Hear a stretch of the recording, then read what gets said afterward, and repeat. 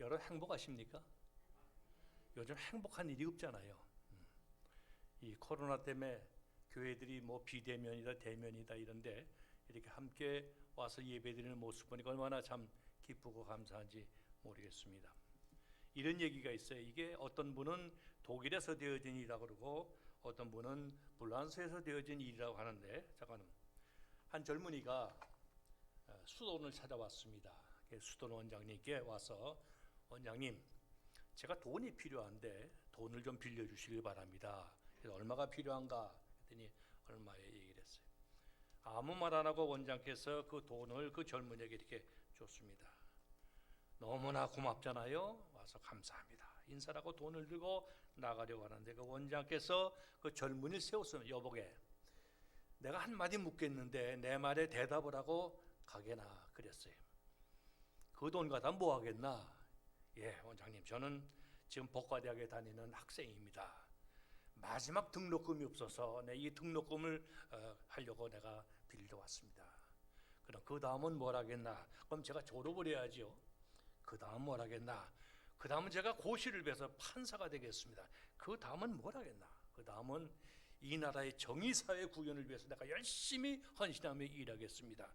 그 다음은 뭘 하겠나? 그 다음은 저도 결혼해야죠. 그 다음 뭐 하겠나? 행복한 가정 이루고 살아야죠. 그 다음은 뭐 하겠나? 그 다음은 생각을 안 해봤습니다. 그래? 내가 한마디 가르쳐주지. 그 다음은 너도 죽어야 되네. 그랬어요. 이 젊은이가 그 돈을 가지고 가면서 생각을 합니다. 이걸 가지고 와서 등록을 하고 졸업을 하고 고시를 보고 판사가 되고 결혼을 하고 자녀를 낳고 행복하게 잘 살아야지. 그 다음 결론이 뭐예요? 너도 죽어야 되네.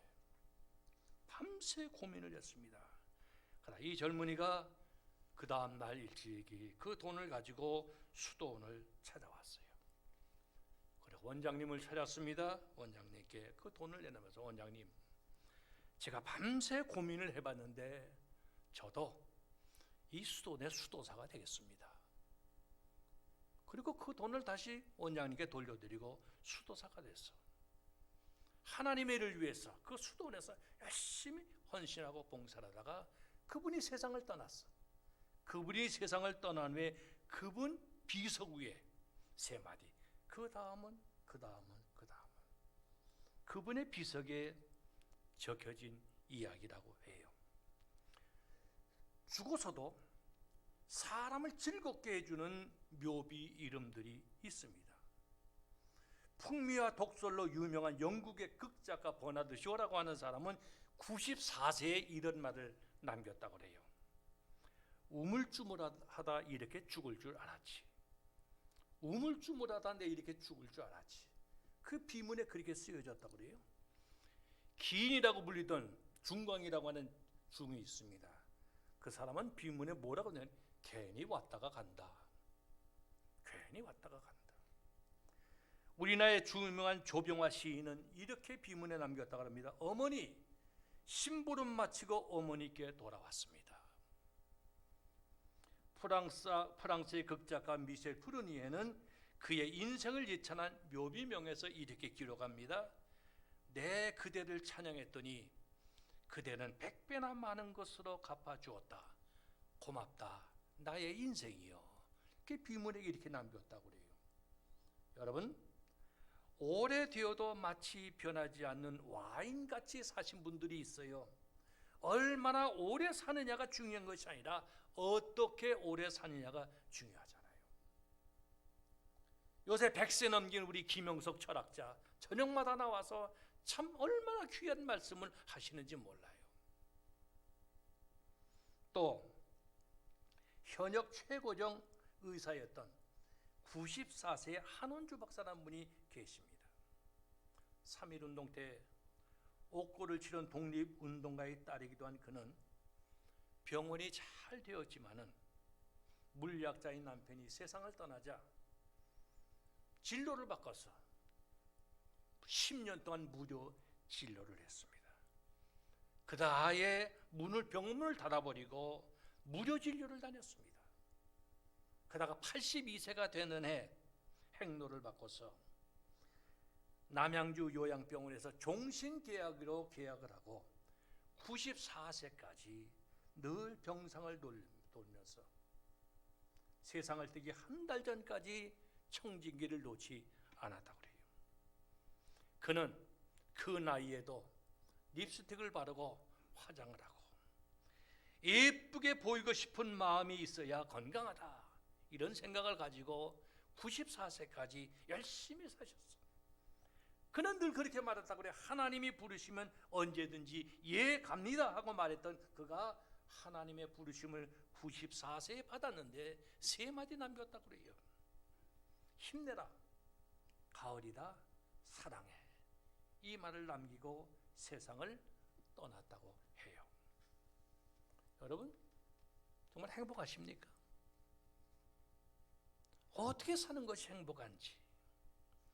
아침마다 홍역을 치르는 일이 있어요. 출근하다가 나가면 많은 사람들이 자동차로 대중교통으로 출근하고 애를 쓰잖아요. 저도 가끔 전철을 이용할 때가 있어요. 저희 집에서 저희 사무실까지 전철로 정거장 6정거장이에요. 얼마 되지 않아. 6정거장인데 놀라운 것은 5정거장이 환승역이야. 3호선, 5호선, 2호선, 1호선, 4호선. 그 다음에 오가 그럼 내립니다. 5정거장 환승역인데 환승역에 딱 내리면 서면 사람들이 그냥 물밀듯이 올라가고 내려가고 정신없어요. 어떤 땐 밀려서 내리기도 합니다. 생각해봐요. 자, 이 사람들이 도대체 뭐하러 가는 사람들인가? 뭐하러 가는 사람들입니까? 생활전선을 향해서, 직장을 향해서 달려가는 사람들이에요. 나와 내 가정을 지키기 위해서 행복해지려고 돈 벌러 가는 사람들이다 그 말이에요. 먹고 살기 위해서 전쟁터로 가는 사람들이 새벽부터 열심히들 삽니다. 요즘 보세요. 자영업자들이 막 죽을 맛이라고 그래요. 위드 코로나에서 좀 살만했더니 또 지금 뭐 얼마나 통제가 심합니까? 여러분, 일반 직장인들은 그렇다 손 치더라도 학생들 보세요. 이른 아침부터 저녁 늦은 시간까지 새벽부터 밤까지 열공을 외치면서 열심히 공부하잖아요. 왜 그래요? 좋은 대학에 가려고. 좋은 대학 가고 그다음 뭐합니까? 좋은 직장 가야죠. 그다음 뭡니까? 좋은 사람 만나서 좋은 가정 이루고 그렇게 하려고 하잖아요. 행복해지려고. 보통 이 세상 사람들은, 대부분의 사람들은 사회적으로 출세를 해야 행복하다, 신분이 상승된다, 그렇게 생각들 하고 살고 있어요. 내년 3월 9일이 대통령 선거가 있습니다. 지금은 두 사람 후보가 나왔습니다. 그전에는 얼마나 많은 사람들이 나와서 서로 대통령 하겠다고 경합을 벌이고 그러잖아요.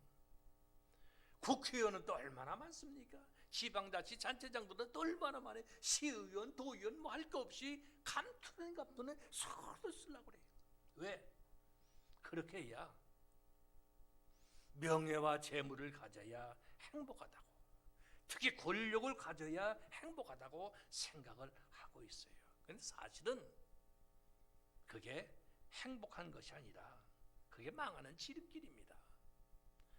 권력을 추구하다가 잘못된 사람들이 우리 주변에 얼마나 많습니까? 이 행복을 돈으로 살 수 있다고 생각하는 사람들이 우리 주변에 많아요. 그래서 행복과 쾌락을 혼돈하고 삽니다. 사람들이 이렇게 해요. 오늘의 시대는 가진 것은 많지만 행복은 없다, 그래요. 제가 이 홍천중학교에 여러 번 왔어요. 근데 제가 처음에 왔을 때는 지금 어딘지 잘 모르겠어. 처음에 이 언덕바지 이렇게 학고방처럼 됐을 때가 지금 위치가 어디쯤 됩니까? 그때하고 지금하고 이 교회를 비교해 보면 그때 모습은 전혀 보이지 않아. 이 지역에 얼마나 많이 도시화가 되고 얼마나 많이 아주 정말 참 발전을 했습니까? 사실 저는 홍천이라고 하는 말을 1970년도에 처음 들어봤어요. 제가 1970년도에 대학을 졸업했습니다. 대학 졸업하고 우리 아주 가까운 친구가 ROTC 장교로 임관을 해서 가서 첫 번 편지를 나한테 보냈는데 지금도 어려운 단계에 홍천군 북방면 사방리인가 뭐 그래 그 편지 주소가. 근데 그 편지 내용이 뭔가니 여기 와서 군부대와 부임해서 소대장을 하면서 나가 보니까는 이 옛날 집들에 보니까 석가래에 무슨 봉지들이 이렇게 달려 있다고 그래요. 그게 뭔가니 제사 때 쓸 쌀을 거기다 이렇게 달아맸다고 그래요.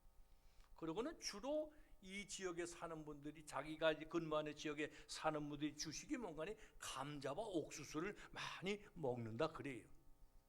그래서 저는 그때 홍천 그러면 감자, 옥수수 그런 생각을 했어요. 그러다가 한 40년 전에 제가 영락교에 있을 적에는 설악산에 늘 가면서 이 길을 다녔는데 그때 길하고는 이게 전혀 아주 천지가 개벽을 했어. 얼마나 참 이 뭡니까 이 도시화가 됐는지 몰라요. 그런데 한번 제가 그 얘기를 들으려고 하니까 그때하고 지금하고 비교해 보면 언제가 더 행복합니까? 사실은 그 옛날 얘기하던 그 시절이 더 그립고 더 정겹고 더 푸근한 그런 걸 느꼈어요. 갈수록 각박해진다 그 말이에요. 여러분 잘 생각해 보세요. 행복지수가 제일 높은 나라가 어디냐 그랬더니 방글라데시라고 하는 나라가 행복지수가 제일 높다 그렇게 얘기하더라고요. 방글라데시는 어떤 나라가니 우리나라의 60년대 70년대처럼 사는 나라예요. 그게 뭐 행복하겠어요. 그런데 그 사람들의 행복지수가 제일 높다 그렇게 얘기를 합니다. 여러분 현대인들은 이 바쁘단 말이 아니 입에 뱄어요. 바쁘다 그래요. 어떤 때는 이게 시계가 주인인지 내가 주인인지 알 수 없을 정도로 바쁘게 살아가고 있잖아요. 그런데 어른들은 어른들대로 그렇다고 하면서 아이들은 또 어떻습니까?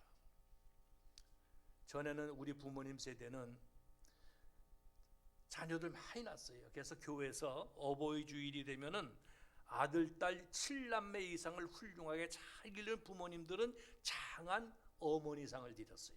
그래서 7남매 이상 잘 기르는 부모님들 교회가 어버이 주일에 장한 어머니상을 드렸는데 이제는 그게 슬그머니 언제부터 없어졌다 그 말이에요.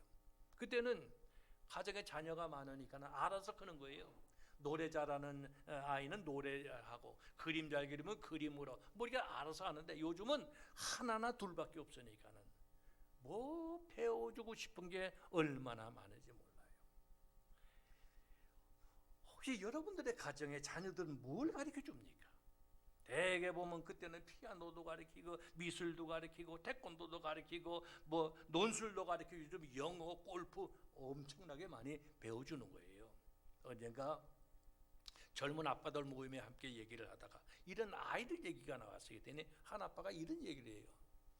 자기도 하도 딱해서 저희 엄마가 애를 뭐 얼마나 많이 시키는지 애가 주눅이 드는 것 같아서 한번 물어봤대요. 야, 너 하나 뭐 그만둬라 그랬대요.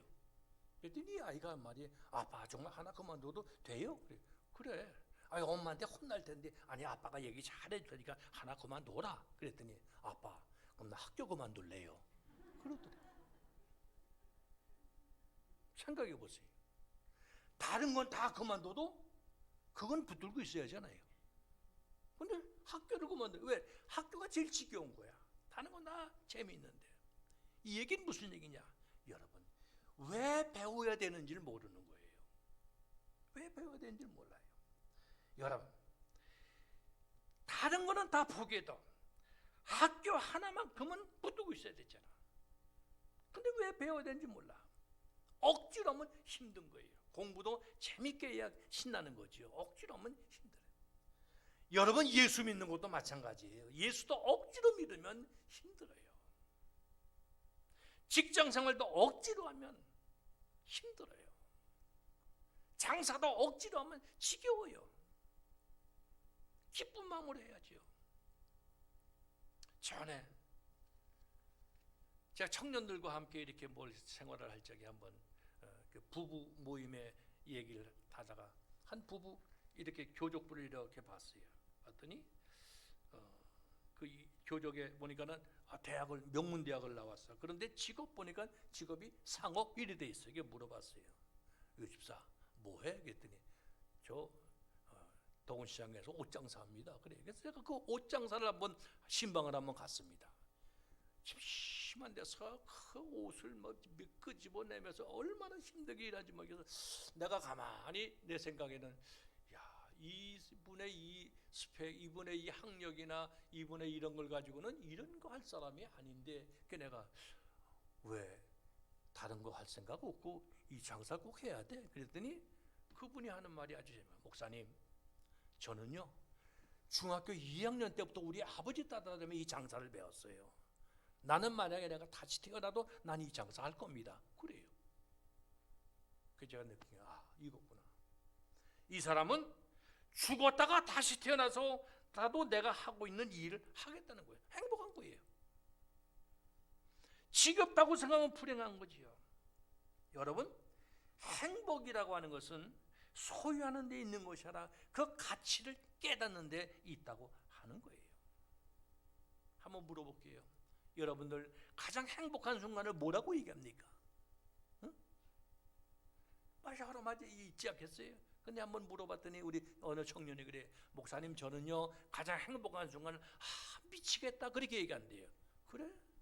그 다음에 제가 미친 사람을 유심히 살펴봤어요. 미친 사람의 공통점이 있어요. 뭐예요? 희죽이죽 웃고 다녀. 미친 사람들이 인상 쓰고 다니는 사람이 없어요. 희죽이죽. 그러면 괜히 웃으면 야 너 미쳤냐? 우리 그러잖아요. 미친 사람은 자기 자신이 하고 있는 데서 자신감이 있는 거예요. 타인의 시선을 의식하지 않아요. 우리 종로가에도 그러신 분이 한 분 계신데 이분은 뭘 많이 끌어안고 다녀요. 이불을 한 5개쯤 이렇게 안고 다녀요. 그래도 늘 희죽이죽 좋아. 그래서 내가 참 저 사람 행복하겠다. 타인의 시선을 의식하지 않아요. 자기 하고 있는 일에 대해서 자신감이 있다 그 말이에요. 여러분, 운동선수들 한번 보세요. 올림픽에 나가서 금메달 따는 운동선수들은 다 미친 사람들이에요. 자기가 하고 있는 종목에 다 미친 사람들이라 그 말이야. 그러니까 금메달을 그들이 따는 거예요. 또 하나 얘기해 봅시다. 여러분, 가장 행복한 순간을 뭐라고 얘기합니까? 미치겠다고 하는 표현보다 더 강한 표현이 있어요. 그게 뭔지 아세요? 그게 죽겠다야. 이제 죽어도 여한이 없어. 죽어도 좋아. 그게 뭐예요? 정말 죽겠다는 얘기가 아니고 가장 행복한 순간을 표현할 때 난 이제 죽어도 좋아. 이제 눈 감을 수 있어. 그 얘기란 말이에요. 이 얘기를 우리가 언제 많이 들었는가 하면 70년대 이산가족 할 적에 이산가족에서 만난 사람들이 이구동성한 얘기가 아이고 이젠 죽어도 여한이 없어. 죽어도 좋아. 그렇게 표현하잖아요. 오늘 성경 말씀을 잘 보세요. 이 17절에 내가 저기 보면 전제로 드릴지라도 관제로 드린다고 하는 말씀이 나오는데 이 관제라고 하는 말은 무슨 뜻인가 하니 피를 쏟아 죽는 제사를 가리켜서 관제라 그렇게 얘기해요. 새번역 성경에 보면 이렇게 번역됐어요. 제물과 예배 위에 피를 붓는 일이 있을지라도 내가 이대로 피를 쏟아 죽어도 좋다. 다시 말하면 내가 하고 있는 일을 위해서 나는 죽어도 좋다 하면 그건 행복한 거다 그 말이에요. 다시 말하면 가정에서 아버지가 가장이 가족과 자녀들을 위해서 정말 나는 생명을 바쳐도 좋아. 주부가 가정과 자녀들을 위해서 내가 생명을 바쳐도 좋아. 이런 마음이라면 그거 행복한 거예요. 국가의 위정자들도 마찬가지야. 대통령과 모든 국무위원들, 국회의원들이 나는 백성을 위해서, 국가를 위해서 목숨을 바쳐도 좋아. 그러면 행복한 거죠. 그런데 다 억지로 하는 거예요, 사람들. 억지로. 그런 마음으로 하는 게 아니에요. 목회자도 마찬가지입니다. 내가 양떼를 위해서 피를 쏟아 죽어도 좋다 하면 행복한 거예요. 근데 억지로 하면 불행하다 그 말이에요. 여러분, 해도 되고 안 해도 된다고 할 때 병듭니다. 사명자에게는 병이 없어요.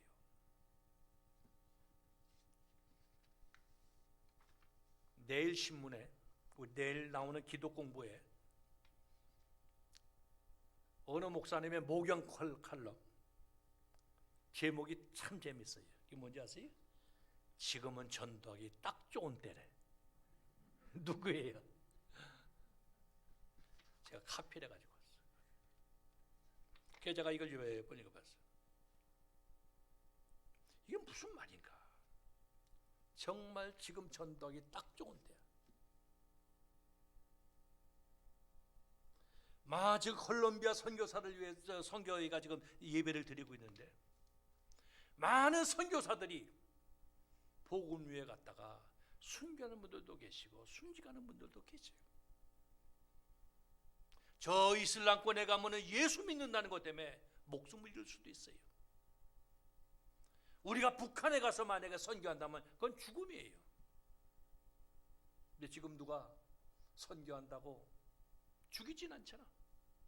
감옥에 가두진 않잖아. 이만큼 편안한 때가 어디냐 그 말이에요. 오늘 성경을 쓰는 사도 바울은 지금 어디 있는가니 감옥에 있어요. 감옥에서 지금 편지를 쓰는 겁니다. 바울이 어떤 사람입니까? 유대인 중에 정통 보수 신앙을 가진 바리새인 중에 바리새인, 좋은 가문 학벌, 로마의 시민권을 가진 당대 실력자, 예수 믿는 사람을 핍박하고 예수 믿는 사람을 죽임으로 행복을 느꼈던 사람이 바뀌었어. 행복의 조건이 바뀌었어. 이제는 예수 위해서 나는 죽어도 좋다. 그거보다 더 기쁜 건 없다. 이걸로 바뀌었다. 행복의 조건이 바뀌었어. 인생의 목표가 바뀌었다는 말이에요. 복음을 위해서 목숨을 걸고 생명을 바친 수많은 믿음의 선진들이 계십니다. 특히 우리나라 예수님의 12제자는 다 순교를 하셨어요. 바울과 함께. 우리나라에 수많은 믿음의 선배들이 예수 믿는다는 이유로 많은 분들이 목숨을 잃었습니다. 그 열매로 오늘 한국교회가 이처럼 부흥하고 성장하게 됐다 그 말이에요. 여러분, 우리 인생이 뭡니까? 우리에게 중요한 의미를 주는 말씀이 있어요. 한번 대답해 보세요. 인생아, 내가 어디서 왔냐? 여러분 어디서 오셨습니까? 물론 우리가 부모님을 통해서 이 땅에 태어났습니다만 성경에 보니 그렇게 말씀해요. 흙으로 사람을 빚으시고 그 코에 생기를 불어넣으니 생명이 된지라. 육체는 어디서 왔어요? 흙으로 빚으시고 코에 생기를 불어넣으니 생명이 된지라. 누가 불어넣었어요?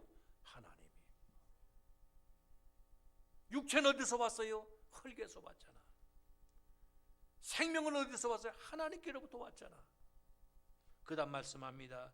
인생아 내가 뭘 하느냐? 우리가 뭘 합니까? 하나님이 말씀하셨습니다. 내가 수고한 대로 먹을 것이다. 내 이마에 땀을 흘려야 먹을 것이다. 여러분, 수고 안 하고 먹는 건 복이 아니에요. 그건 저주예요. 땀 흘린 것만큼 먹는 게 하나님의 축복입니다. 수고한 것만큼 먹는 것이 이게 축복이라 그 말이에요. 그 다음에 말씀합니다. 내가 어디로 가느냐? 어디로 갑니까? 어디서 왔어요? 흙에서 와서 하나님께도 생명이 왔다가 영과에게 분리되면 이걸 뭐라고 그래? 이걸 죽음이라 그래. 죽음이라. 죽는다고 하는 거는 나누는 거야. 돌아간다고 그래. 어디로 돌아가? 내 생명은 하나님께로부터 하나님께로 돌아가고 육체는 흙에서 왔으니까 흙으로 돌려보내는 거예요. 이게 진리예요. 여러분, 이걸 모르면 불행한 거예요. 이걸 모르면 불행한 거예요. 다른 건 모르지만은 내가 어디서 와서 뭘 하다가 어디로 가는지는 알아야 행복하잖아. 여러분, 내가 오기는 와서 홍천중앙교회, 근데 내가 어디로 가야 할지를 몰라. 이것처럼 답답한 일이 어디 있습니까? 오기는 왔는데 어디로 가야 될지 모르는 인생들이 우리 주변에 너무 많단 말이야. 이거를 가르쳐줘야 될 책임이 오늘 우리에게 있어요. 이것으로 행복을 느껴야 된다 그 말이에요. 어느 수도원에서 되어진 일이라고 그래요. 많은 수도사들이 있잖아요. 수도사들이. 그런데 그 수도사들 가운데는 다양한 사람들, 아주 언변이 좋은 사람도 있고, 무슨 노래를 잘하는 사람도 있고, 춤을 잘 추는 사람도 있고, 힘이 좋아서 힘든 일을 잘하는 사람도 있고, 이게 다양한 사람들이 모였는데, 그 수도사들에게 늘 고민한 가지 뭔가니 돌아가면서 일주일에 한 번씩 돌아가면서 설교 시간에 나면 이렇게 설교하는 일이 있다고 그래요. 그 가운데 좀 덩치가 우람하고 힘이 좋은데 이 말이 어눌한 수도사가 있었다고 그래요. 근데 이 수도사는 늘 머릿속에 고민이 하나 있어. 아이고, 나 설교시키면 내가 뭐라고 설교를 하지? 늘 그게 스트레스야. 그래서 생기긴 미련하게 생겼지만 그래도 꾀를 부린다고 수도원 원장을 찾아갔습니다. 원장님, 무슨 일인가? 제가 부탁이 있어서 왔습니다. 얘기해보게. 저는요, 하나님께서 큰 강을 주셨어요. 저는 힘으로 할 수 있는 건 뭐든지 할 수 있습니다. 절 보고 청소를 하면 청소를 잘 할 것이고, 장작을 패라면 장작을 잘 뺄 것이고, 물을 기르면 물을 잘 기를 것이고, 힘으로 하는 건 뭐든지 내가 잘할 수 있습니다. 그런데 원장님, 저는 이 주변 머리가 없어서 설교는 못하겠습니다. 그랬어. 수도원에 가만두니까는 되게 야근 척하잖아요. 그래, 생기기 미련한 녀석이 되게 야갔네. 그러면 다음 주 네가 설교해. 그랬어요. 가만히 있으면 한참 있다 돌아올 텐데 미리 가서 원장님께 사바사바다 그냥 당장 다음 주 설교해. 그래. 이 수도사가 고민스럽습니다. 설교 준비를 하나님 뭐라고 설교를 하지 하고 성경을 여기저기 뒤적이면서 아무래도 영감이 떠오르질 않는 거예요. 그러다가 이렇게 예배날이 됐어요. 예배날 이렇게 딱 섰는데 사회하는 수도사가 나와서 이제 아무개 수도사님 나오셔서 말씀 증거해 주시겠습니다. 은혜 많이 받으시기 바랍니다. 그랬어.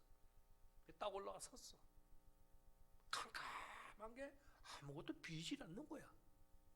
수도사가 딱 사는 말이에요. 여러분, 네, 제가 무슨 소리를 하는지 압니까? 모릅니다. 밑에서 그랬어. 그랬더니 저도 무슨 소리 하려는지 모르겠습니다. 그럼 내려갔어. 설교 끝이야. 수원 원장이 너 다음 주 한 번 더 해. 그랬어. 한 주간 또 다음 주가 되면서 열심히 준비를 하는, 기가 막히지. 지난 시간에 가서 그렇게 망신을 당했는데 다음 주 또 설교를 하라고 그런 거야. 수도 원장이 네가 이기나 내가 이기나 한번 해보자. 다음 주 또 해. 그랬어. 그 다음에 또 올라왔습니다. 캄캄한 거예요. 쳐다보더니 여러분, 네, 제가 오늘 무슨 소리 하는지 압니까? 그래서 그때 밑에서 압니다. 그랬어. 그러니까 그럼 됐습니다. 그런데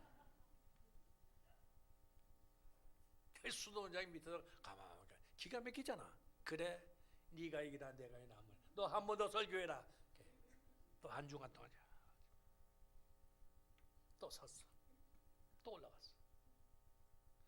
여러분, 오늘 내가 무슨 소리 하는지 압니까? 그랬더니 약속이나 했는지 절반은 모릅니다, 절반은 압니다. 그랬어. 그럼 됐습니다. 아는 사람이 모르는 사람 가르쳐 주세요. 하고 내려갔어. 무섭잖아요. 그런데 놀라운 역사가 일어났습니다. 이 문구가 아는 사람이 모르는 사람을 가르쳐 주세요. 이 문구가 전도지의 문구가 됐습니다.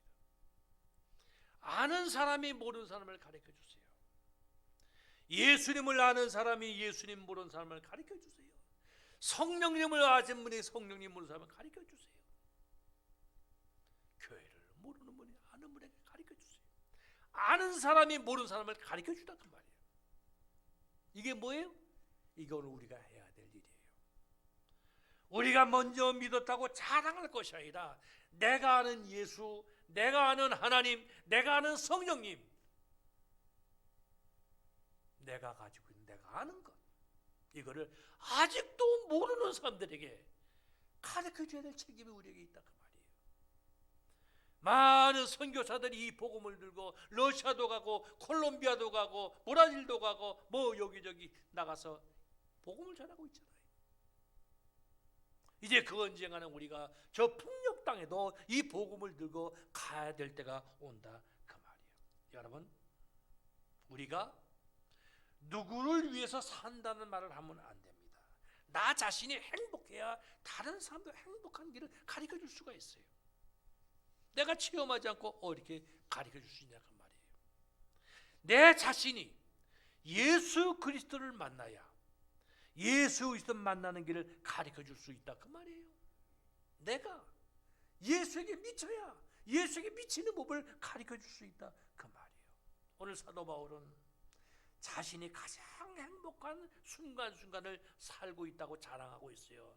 내 몸을 전제로 관제로 피를 쏟아 죽는 제사로 드릴지라도 나는 기뻐하고 기뻐하겠다. 참 기쁘다. 이대로 죽어도 좋다. 여한이 없다. 우리가 사도 바울의 고백입니다.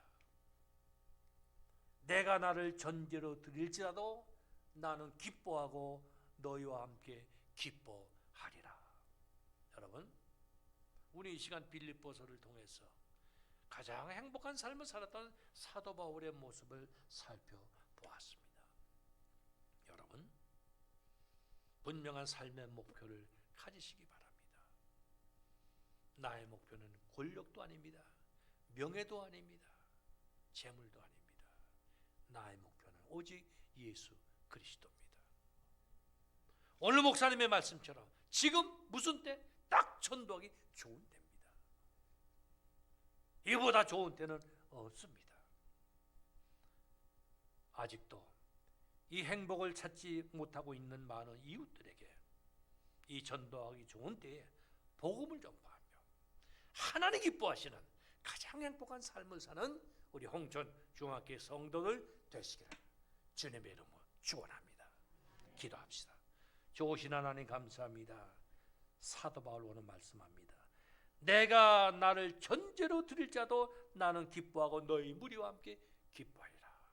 주님, 나는 주님의 죽어도 좋습니다. 행복합니다. 이 바울의 기쁨, 이 행복이 오늘 나의 기쁨, 나의 행복이 되게 하여 주시옵소서. 예수님 이름으로 기도드리옵나이다. 아멘.